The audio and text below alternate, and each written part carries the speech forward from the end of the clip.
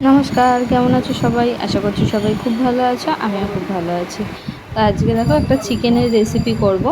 Generally আমরা যেরকমভাবে chicken করে থাকি মশলা কষিয়ে, সেরকমভাবে চিকেনটা করব না, আজকে একটু অন্যরকমভাবে করব।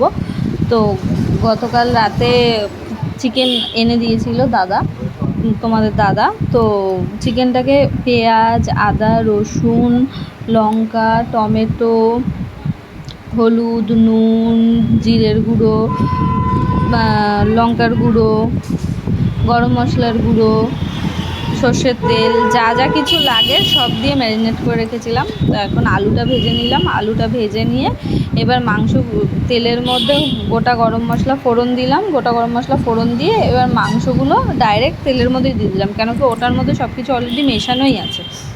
এবার মাংসটা দিয়ে এবার কালকে কাশ্মীরি লঙ্কার গুঁড়োটা ঘরে ছিল না, তাই জন্য কাশ্মীরি লঙ্কার গুঁড়োটা আমি এখন দিচ্ছি। এটা কালারের জন্য জাস্ট, কেউ ভেবো না যে প্রচুর ঝাল হয়ে যাবে।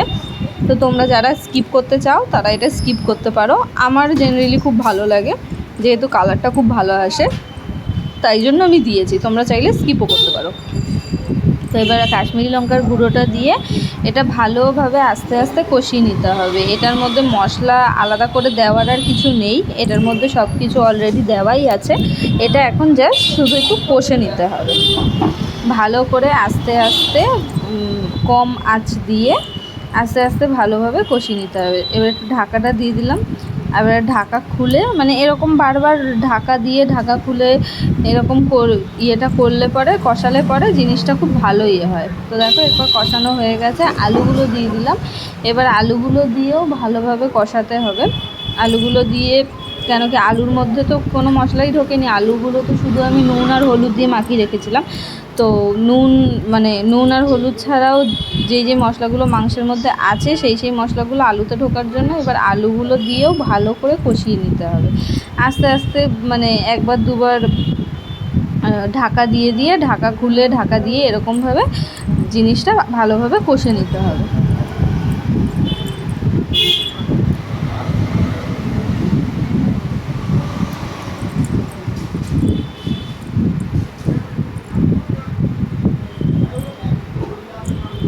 দেখো কি সুন্দর কালার এসছে, মানে ওই কাশ্মীরি লঙ্কা গুঁড়োটা দেওয়ার জন্যই কালারটা এত সুন্দর এসছে।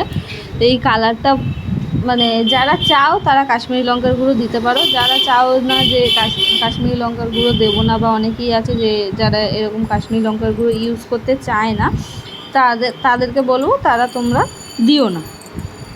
আমার ভালো লাগে, আমার পার্সোনালি ভালো লাগে, তাই জন্য আমি দিয়েছি।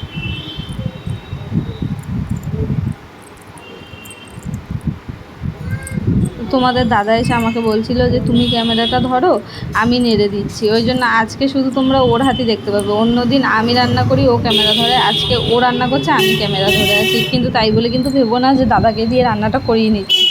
দাদা এসে আমাকে আমাকে বলছে যে আমি একটু নেড়ে দিই। হ্যাঁ, আমি বললাম ঠিক আছে, একটু নেড়ে দাও। তো এখন আমার মাংসটা হয়ে গেছে, খুব সুন্দর কালার এসছে, খুব সুন্দর গন্ধও বেরিয়ে গেছে। আজকের ভিডিওটা ভালো লাগলে পরে লাইক, কমেন্ট, শেয়ার করে দিও, আর সাবস্ক্রাইব করতে কিন্তু ভুলো না পেজটিকে।